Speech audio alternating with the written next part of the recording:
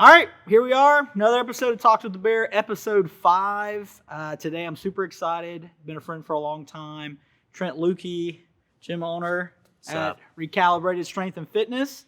And so we're getting our fitness on today. And as always, with Talks with the Bear, it's going to be laid back. It's going to be fun. But we want to learn about his story. So tell us a little bit about how you became a gym owner and kind of the story of this awesome place that I call home to fitness. All right. Give us the background here. So I played a lot of sports growing up and was fortunate enough to get to play an extremely brief stint of college football.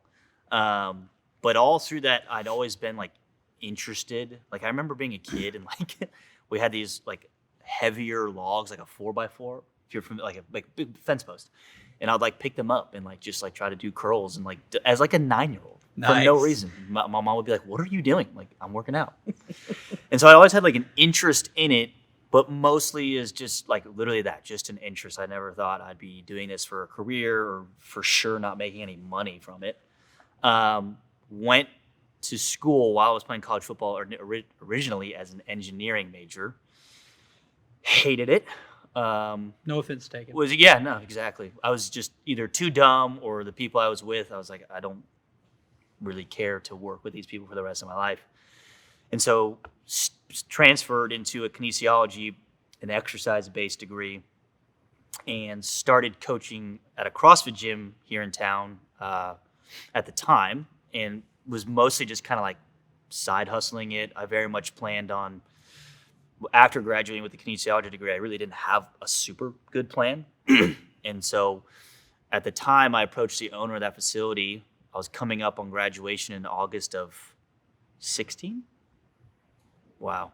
That feels wow. Anyways, I was like, hey man, why don't you let me be the GM and you can be the owner, be a little bit more aloof.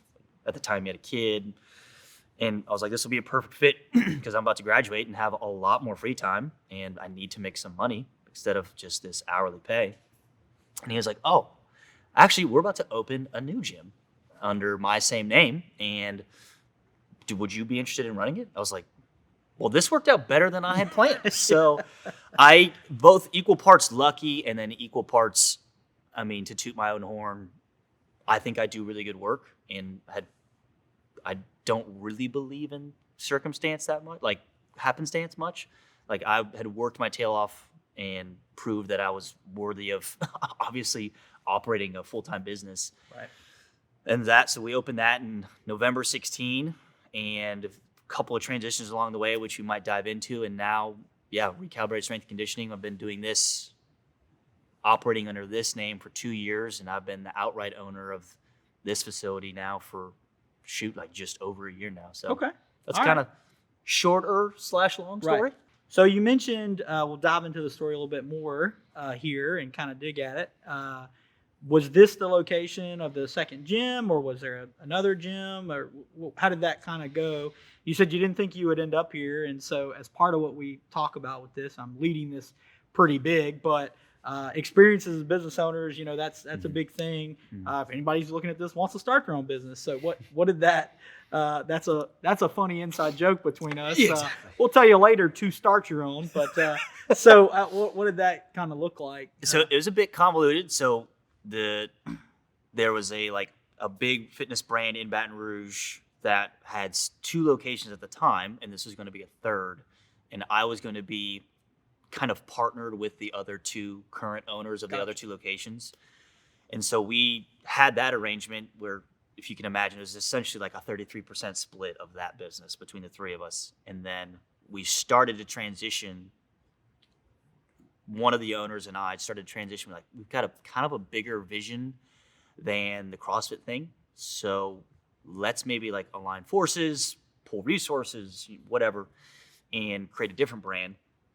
And so that was in 2018, if I'm not mistaken, or maybe 2017. We took that, we called it our downtown location, and this being our south location, and made them this Recalibrated Strength Conditioning brand. With the bigger goal of basically at the time, it wasn't moving away from CrossFit. It was hey, we're going to have the CrossFit moniker as part of our services, Right. That has now very much changed for a whole host of reasons. So yeah, it's been a bit convoluted because I was 33% owner there, and so there's a lot of hands in the pot, and then we moved away from it, and then we had 2 locations and 2 owners, which sounded very doable. It's like, so I have a 1-year-old. Saying is like, it's like 2 is 2 and 3 is 20. Like 2 kids is 2, 3 kids. Right. Yeah. It was like 1 business is 1 and 2 businesses was like 1,000. It was just like, you think everything doubles. It doesn't. It like quadruples. And then the fact that they weren't like super easy to get between. So we ended up closing that business. So yeah, I've got my timeline right, I think. 2017, we did the rebrand to Recalibrated. 2018, we ended up shutting down downtown. Dude, I don't know. We'll give. You can Timeline. You can Google it. Figure it out. And then in several years ago, we shut everything down and consolidated to one business or to one structure. The business just moved from 2 locations to 1 location. And then my business partner, who I was working with at the time, he's moved on. He's gone back to school. He's doing great things as a nurse. I bought him out, so I'm now the outright owner of this business, and it's been my show, like I said, for just over a year now. Awesome. And so is there anything that you kind of, I guess you talked about a little bit in terms of time management and those ideas, but is there any kind of lesson learned through all of that that you brought into running Recalibrated? I know you said really it was a sort of, hey, we're going to get our forces in one location. We think we're going to best serve our people. But I know that was something that was like personal to you of having this downtown location. And as you as a coach, you're a very personable coach. So you know those people and tied to those people. And some of them came here and some of them, maybe didn't. Is there anything that you've taken from that experience to kind of help you here at Recalibrated? Man, a lot. I think the first thing is I'm a pretty vain person. I mean, like, my life and livelihood is semi-based on how I look. Like, if I look kind of like a slob, you're not going to be like, hey, man, maybe you shouldn't tell me to run faster, Like, I was very much concerned with, like, man, people are going to think, like, I'm failing because I'm closing this location. And my wife was like, no, first off, you work your tail off. Like, you and your business partner work like 100-hour weeks, and you wake up at 4 a.m. every day and you come home at 7:30, 8 o'clock every day. Like, you're not failing. This is just an opportunity now to make the one thing really, really, really good. And I was like, okay. So learning basically to like kind of detach myself from the emotional side of a business decision, which is really hard. I still struggle with it. And I think part of actually what makes me decent at what I do is the ability to stay in touch with that. But you do have to have like a semi cerebral robotic approach. Like, man, crap happens. And if you're going to get pissy about it or sad about it, like, all it's going to do is affect the people that are now paying you for the service you're still providing. So that's the one thing, kind of learning to detach from it. I mean, not to throw shade at anybody, but I don't know if I'll ever have another business partner. It's just, and maybe it's my personality, maybe I'm just too much of a dick. It was really, really hard for me because, like, once I have something in my head, I'm like, I want to see it done like this. And my track record has been okay. I'm still extremely young. Right. But I haven't missed a whole lot. Well, and I would say that is something that's common just to business owners in general that I've found is they're like, oh, partners? Right. Don't do it. And the idea is because obviously you've got a vision, like you said, you've got a vision in your head, you've got a plan and attack, and more than likely your partner is not going to be identical to you and probably not complement every single idea. That's tough to find. So then sometimes those ideas clash in one person. Not that it's some people say you walk away from a compromise, both parties are not happy. And when that happens in a business sense, obviously that can be, something that like you said, maybe it's not the quality or what you would want. So yeah, I agree. I don't think that's throwing shade. That's just saying, like you said, all advice we've gotten most of the time is unless it's going to be cohesive. Running a business with a partner is pretty tough. It's because we have a PT here who operates in our gym, Dr. Will Mills. Look him up. If Shout you out. Yeah, big shout out. Alinea Performance. He might be on here later, I've heard. That's right. We'll see. His episode won't be as viewed as mine. That's true. It's not quite as pretty. He has hair. Exactly. It's overrated. Yeah. But he has a business partner. I'm like, dude, his relationship with his is hilarious. It's comical. Like, man, I don't know how you do it. Like, I don't know. There's just like too much on the line for me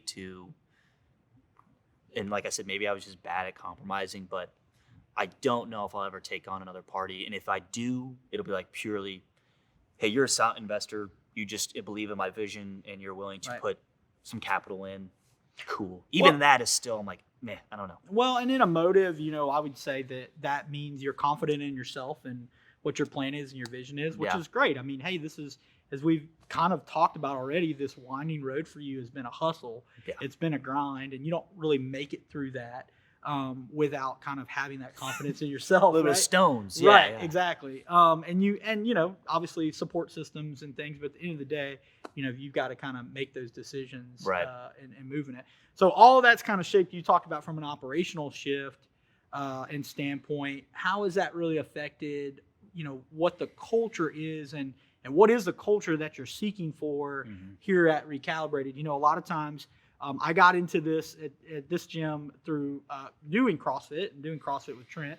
And there's still some elements of that of what we do. There's some lifting. There's, we talked about PT. There's a lot of mobility and strength. And so, what a better way maybe to say this is, with that culture, what problem are you solving that you saw existed in fitness? Yeah. Maybe it's not a new problem, but it's something that you're attacking for this area. That's such a great question, because that's really when we did the rebrand for Recalibrated, my partner and I, this is like the one thing that we were able to agree on was like, we are sick of, or not sick of, we see the issues that come down the pipeline with this, like, if I don't light my hair on fire every single day, it wasn't a good workout. Or just having like, it's like too heavily of a gym-related goal, essentially. Like, I want to be able to do X style of pull-up, or I want to be able to deadlift X amount. I'm like, that's great. Don't get me wrong.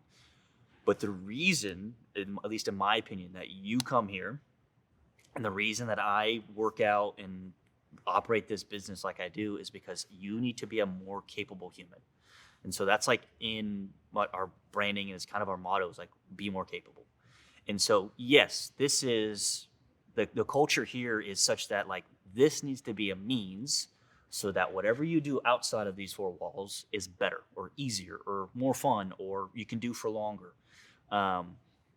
So again, back to the PT, my grandpa is a great example. He comes here, he's 86, he's in his 80s.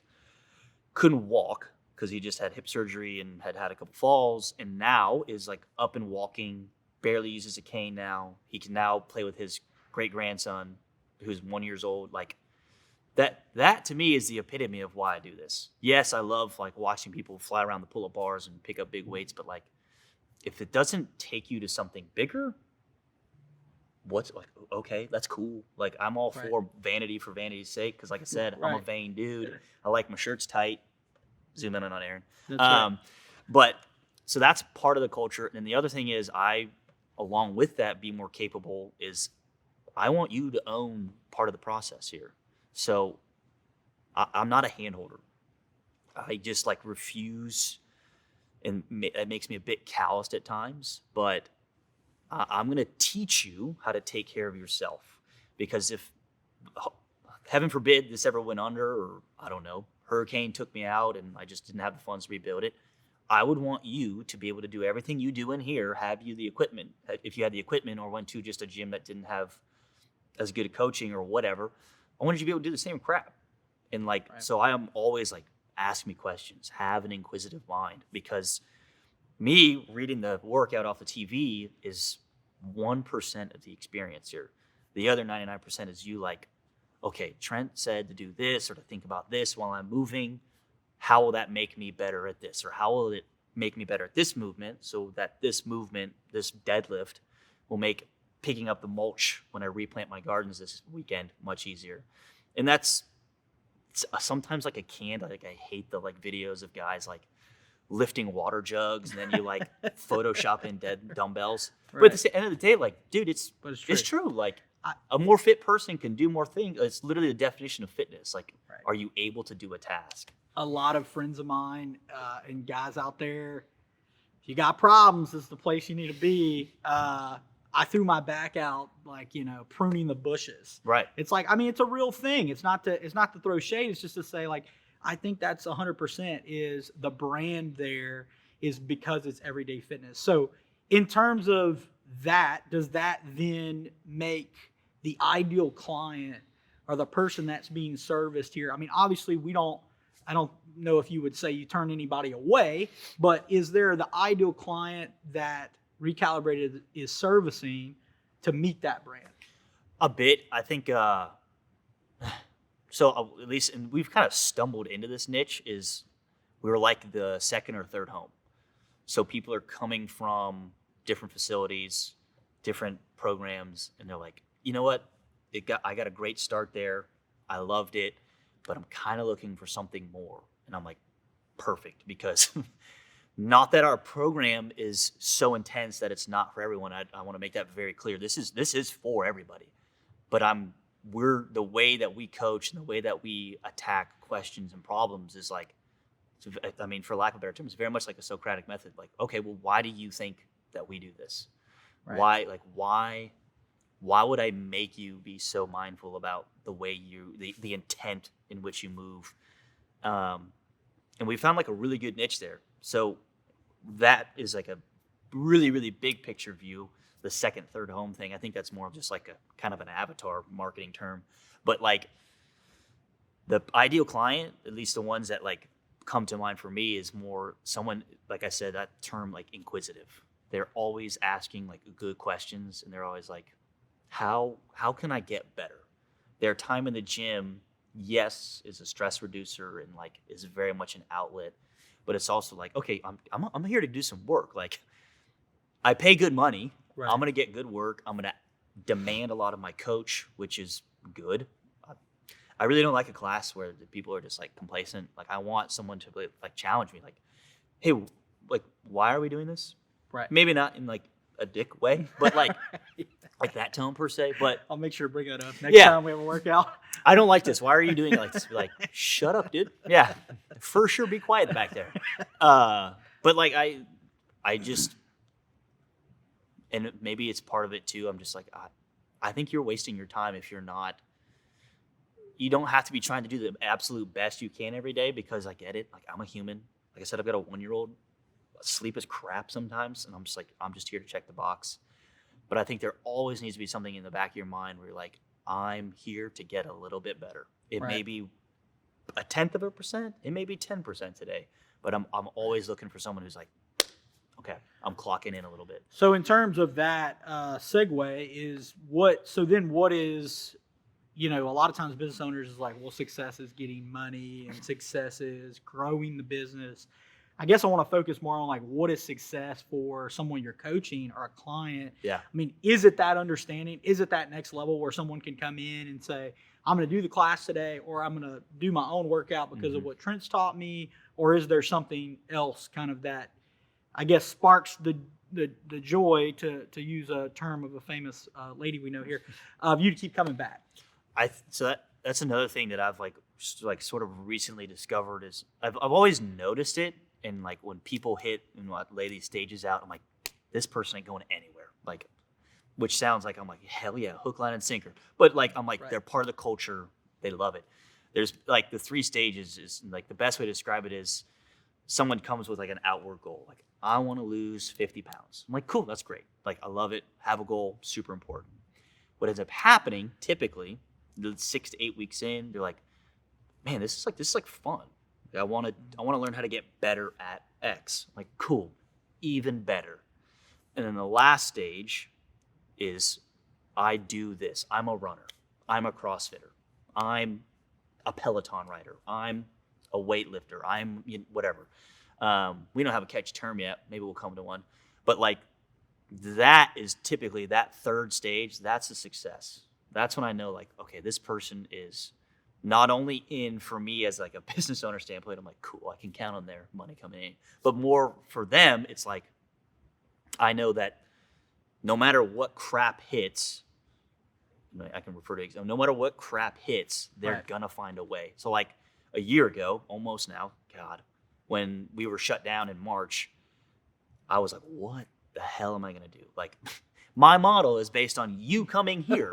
So what am I going to do? Right. And so we lent out darn near everything I was comfortable lending out, like every single dumbbell, every single kettlebell, medicine ball, med balls, just like small equipment.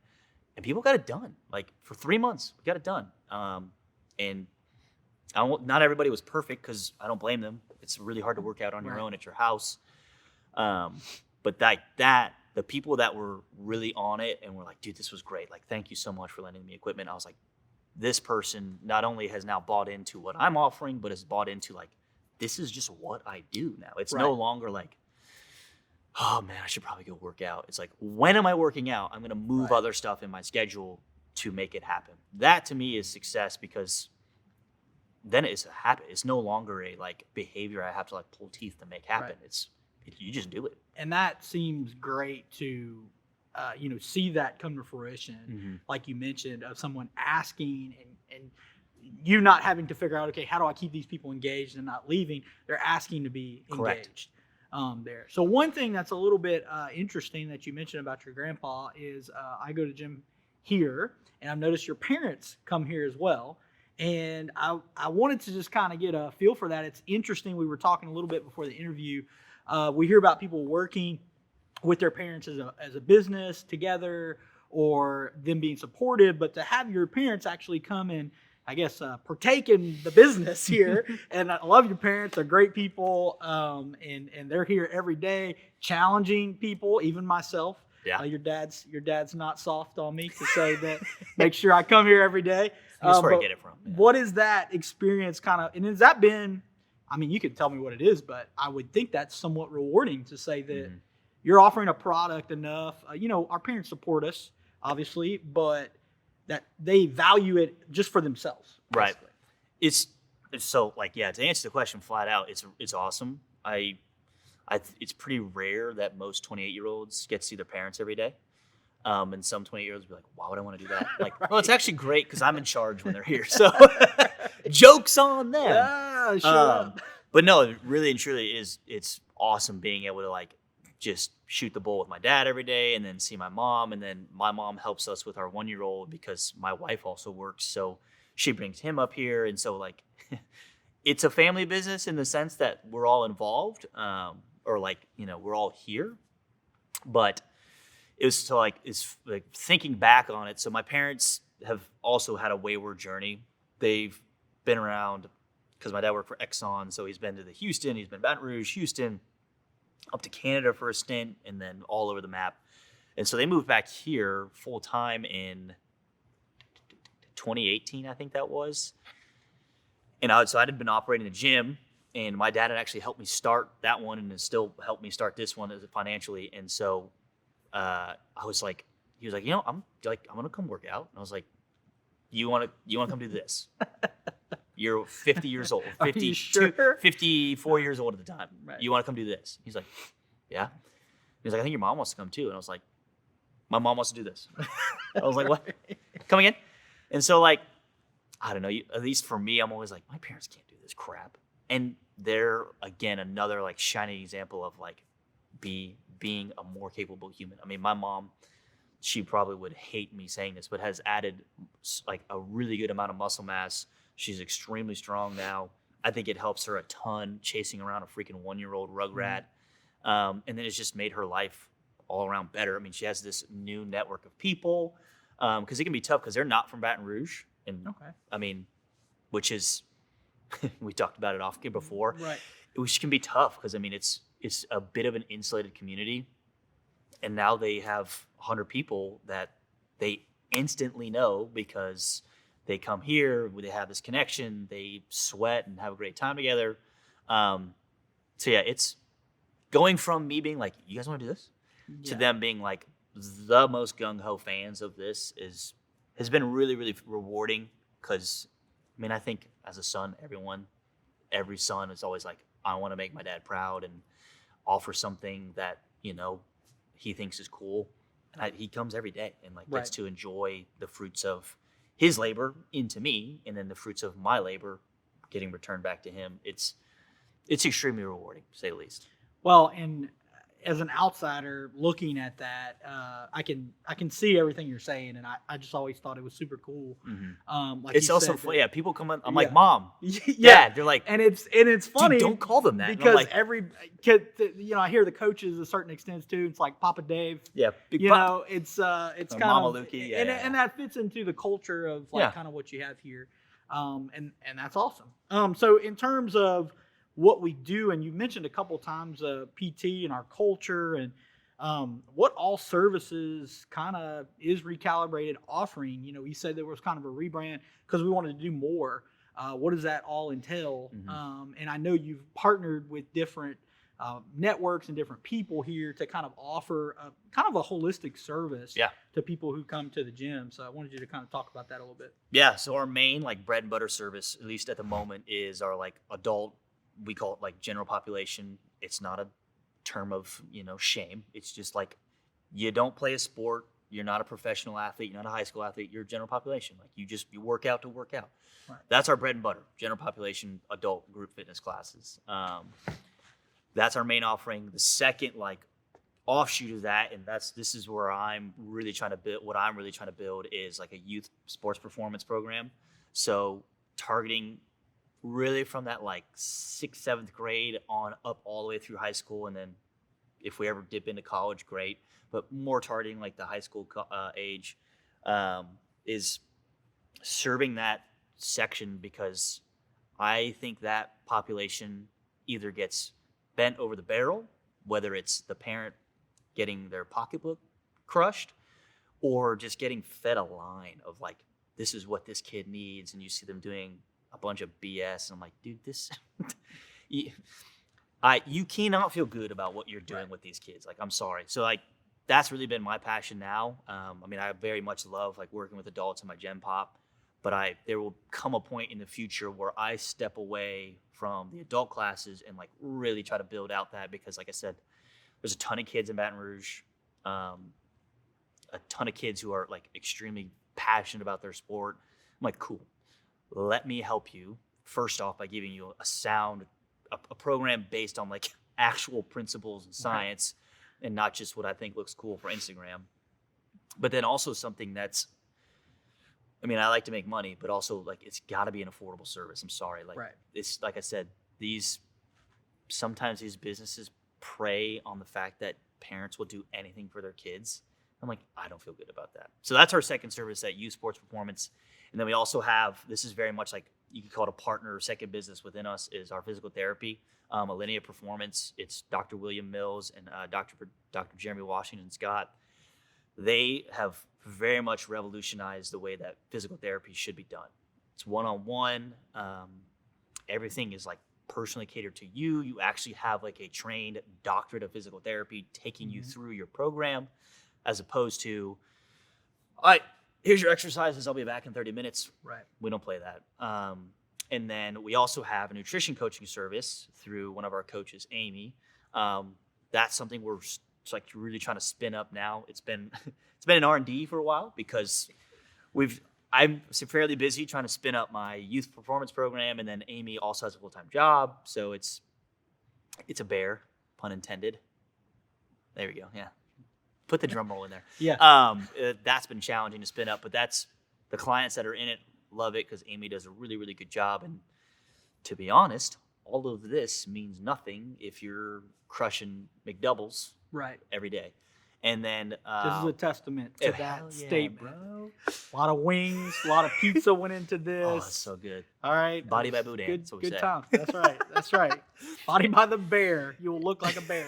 All right. And then we have one last. We've partnered with a company down in New Orleans called Chomp Nola, and it's like healthy, extremely affordable meal prep. It's a digital service where you order through their site.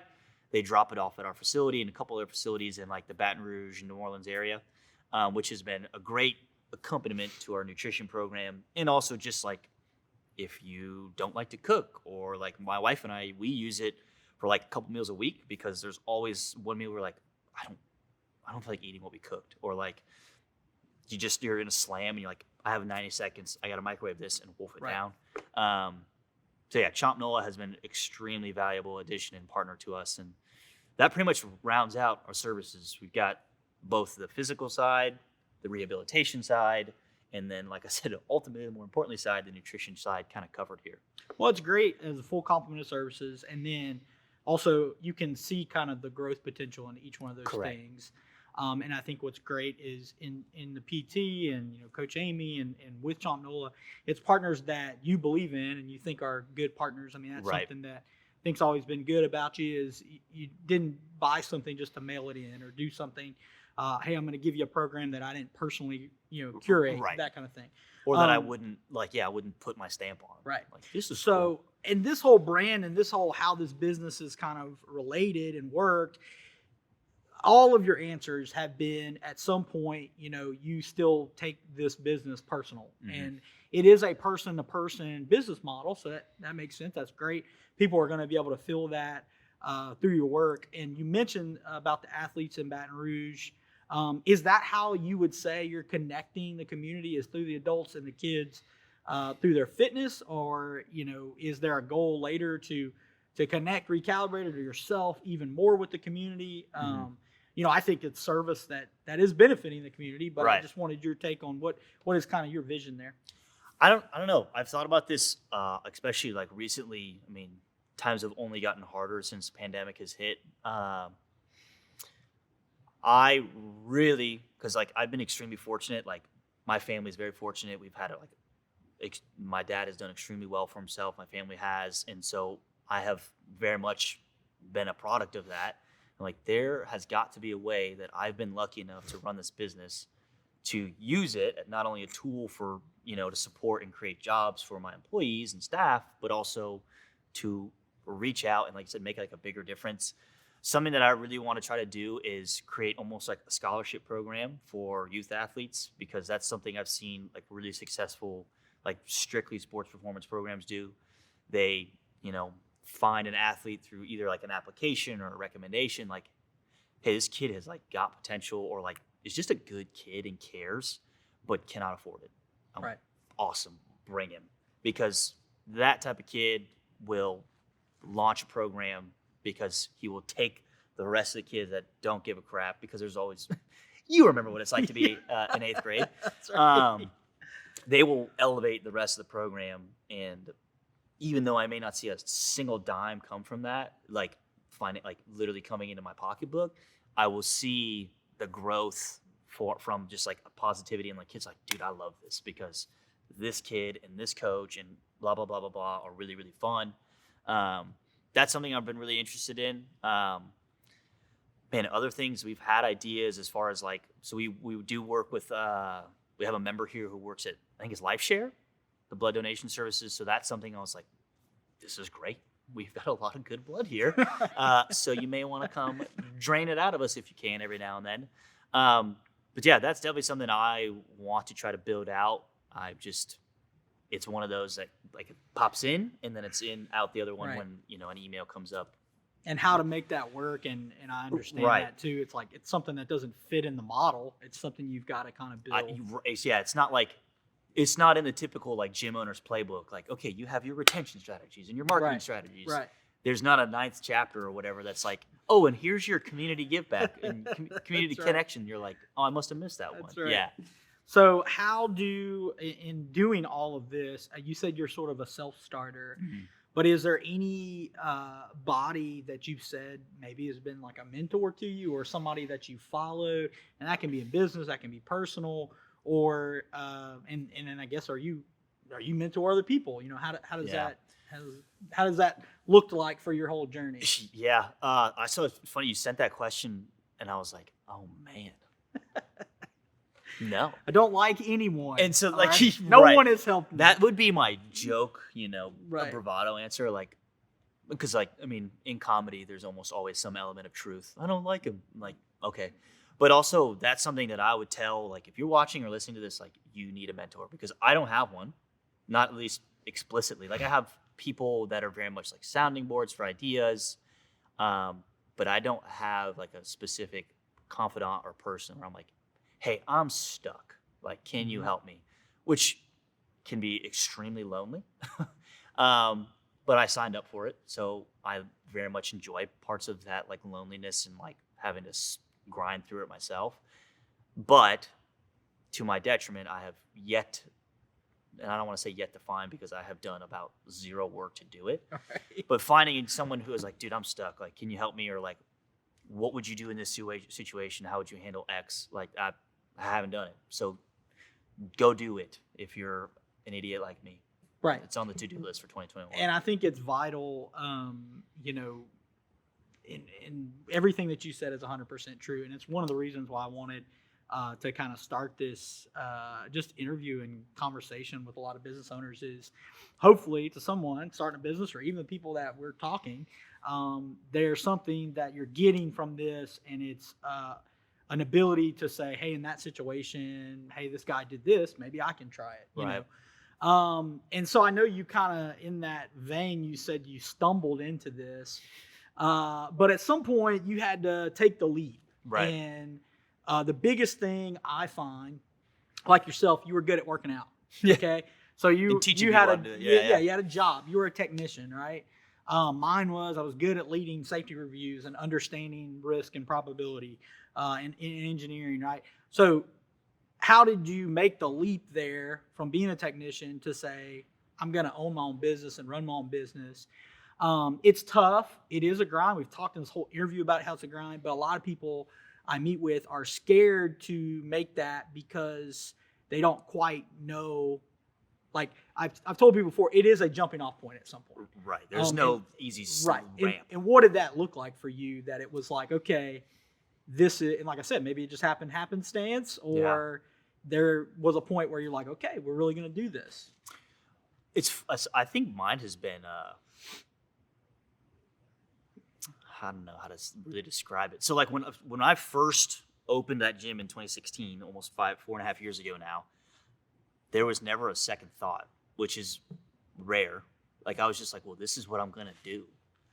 Because even people would ask me like, okay, well, like, you're going to do this forever? And I was like, I mean, yeah. What do you mean? Like, I'm here all the time. Like, this is my job. This isn't like a hustle for me. But lately, I think, and it's really been like since the birth of my son, it's been like, okay, like I have to double down. Like, you know, having a child is not cheap, both like literally the having of it and then the raising of that person. It's really been like this last year. I'm like, okay, I have to bet on myself big now, because you can run a business as a hobby, especially something like this, for a pretty good long time. Make a little bit of money. It's fun. Like, you get to hang out with people all day. You get to wear crap like this. You just have to wake up early. That's about it. Like, if you can handle that, you're probably okay. Deal breaker. It's going to be a no for me, dog. It's going to be a no. But there was a point in the last like 6 to 8 months where I was like, this is not going to work as a hobby. Like, what is happening now is not going to continue to work. So I guess to answer your question is like, you have, if you can't bet on yourself, I don't think owning a business is for you. And like, this mean and calloused, but every person that has ever asked me about like opening a business, I'm like, I'm going to tell you don't. Because unless you have like the stones, for like, I've used that before, like, unless you have the will to be like, if there's anyone that can do it, it's me. Right. And that's not that I don't necessarily trust someone else. It's like, I can do this. I can handle this like obligation and all that. That would be really what I would tell people. Like, if you can't bet on yourself, get out, because it only gets worse the more complex the business gets, the more that you take on. Yeah, I know my journey was kind of weird because, like you said, like I fell into it, but I also very much put myself in that position. But thinking back to when I was at it, doing that, I was never like, I'll have a plan B. Right. There is no plan B, bro. Right. It's like, this is it. Like, so there was never anything in my head that was like, I don't know, man. Like, should I It was also Right. my first, like literally my first thing out of college. I graduated August 16, opened this thing in October, November 16. So there was never any opportunity for me to like get into this like salaried, really comfortable job and then have this thing in the back of my head. So I'm not necessarily the best person to ask that. But now, at least 4 years ago, but now that I've got a little bit more on my plate, I'm like, okay, this is a serious thing. Like Right. you need to make sure, find a mentor. Right. If you can't bet on yourself, get out. And that's great advice, because I think that's a lot of times when people ask that question, and this is the answer you're going to get from me. Now, we should be a team, because Trent will tell you, now, are you sure? And I'm going to tell you, you have the capability to do it. I'm not going to say Trent's not positive. He's a great coach and he's being positive. But it is the truth that I'm going to tell you that you have to go all in. Like you Correct. said, it can't be a hobby. There's a lot of businesses out there, and they offer decent services. And really, what pains me the most is seeing talented people who can change their industry or change their community, and they're doing it as a hobby, so they don't reach their full potential. Right. And so that's the thing I would say. I agree with Trent, because really the big deal is this is about happiness for you.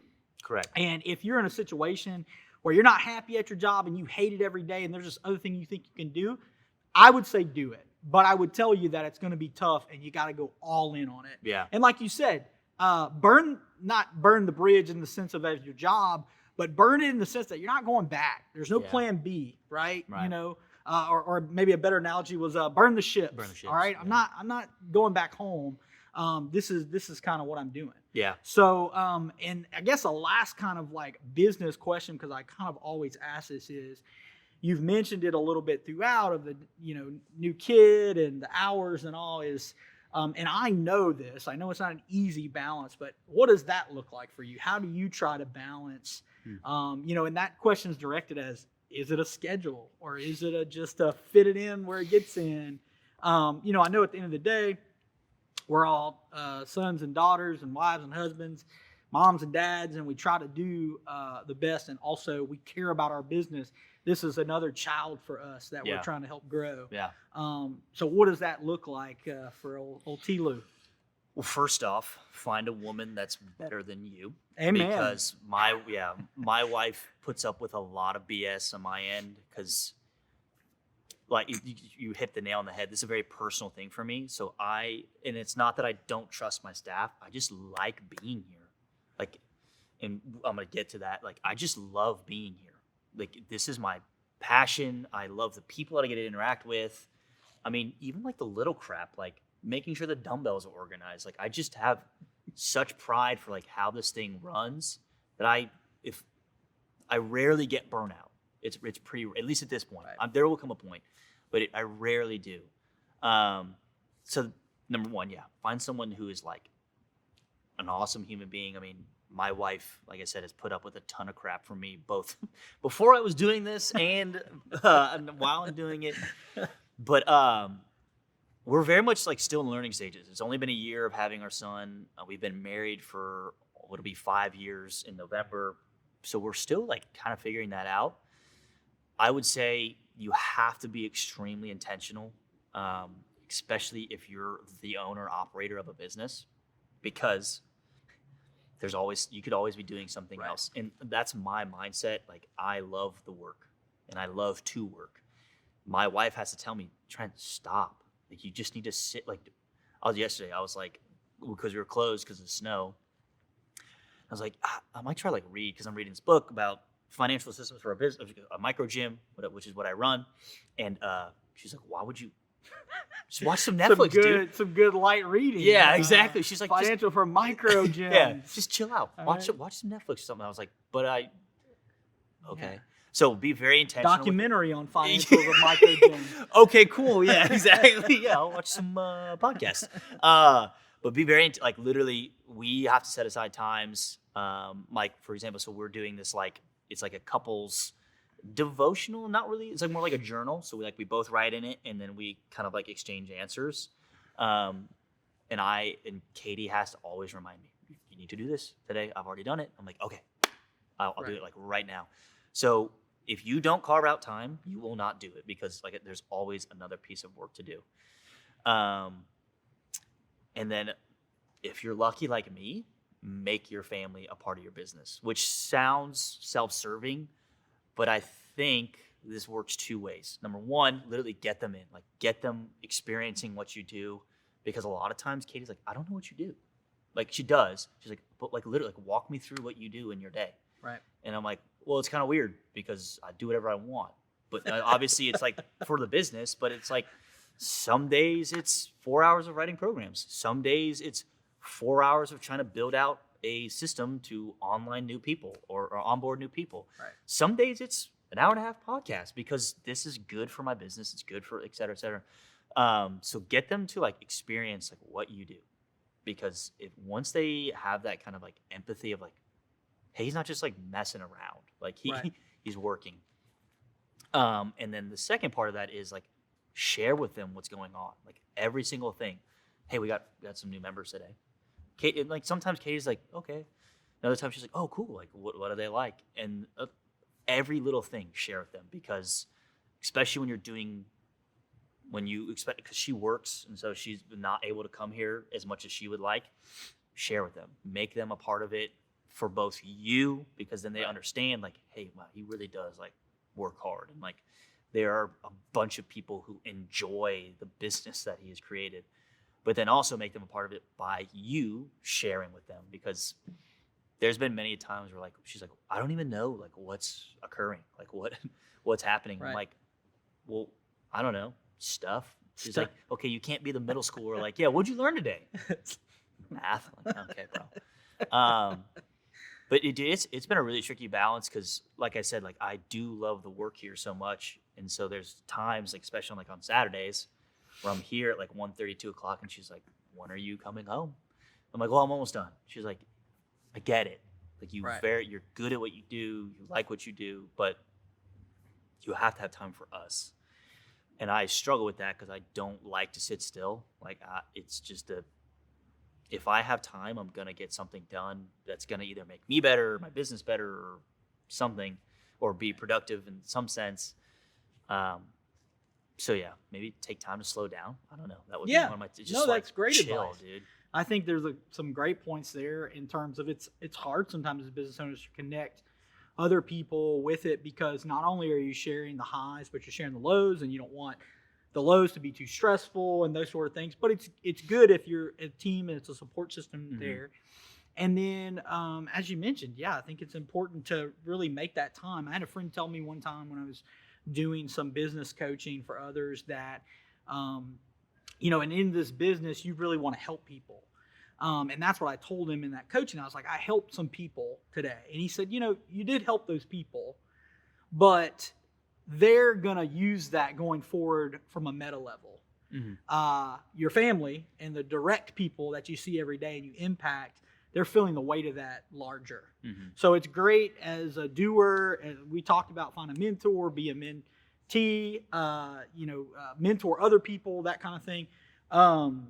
But yeah, I think the family and the closeness of what people are actually supporting you in your inner circle is important to keep that strong. Yeah.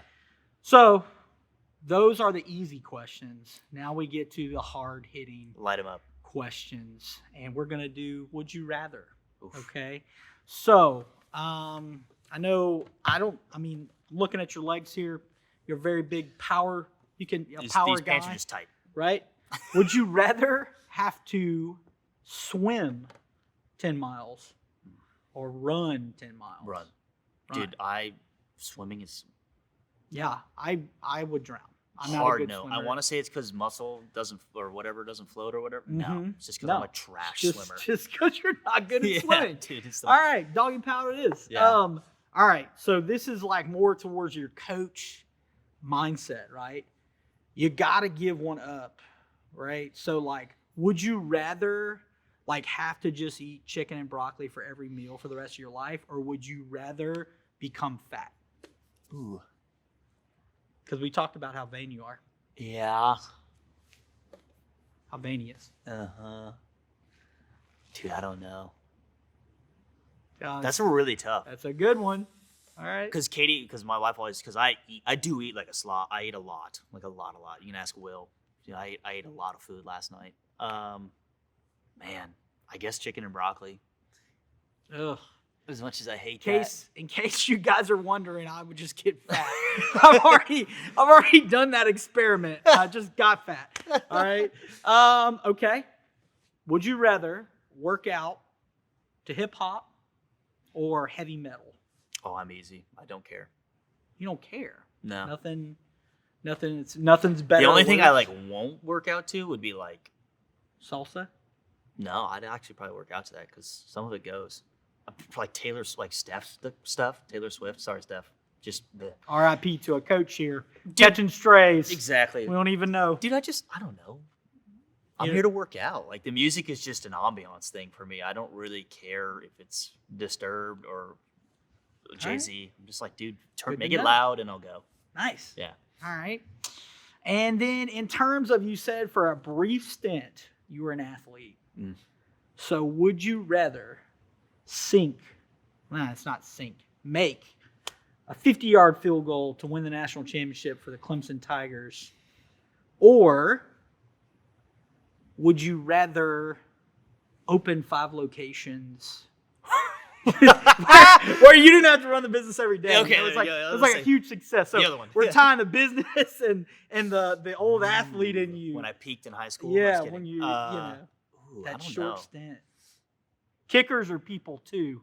Exactly. In case you were curious, he didn't mention that he was a kicker, but I'll go ahead and say that he was not a middle linebacker. I don't know if you thought. I don't know if you thought he was a lineman. I know I'm sitting, but I am not that tall. Yeah. I think the locations one, because that was cool and fun, and college football is great, but man, that crap does not last forever. And you build something like this with 5 locations, and it's running like a locomotive, that lasts forever.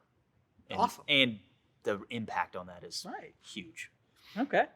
Well, bro, thanks for joining me today. This Appreciate was fun. it, man. Appreciate it. As always, this is going to go on our YouTube channel, and we're going to plaster recalibrated strength and fitness stuff. We're going to do a giveaway at the end. And now on our YouTube, all these are in a playlist. My man Aaron's behind the camera hooking us up. Have a great day. Bye.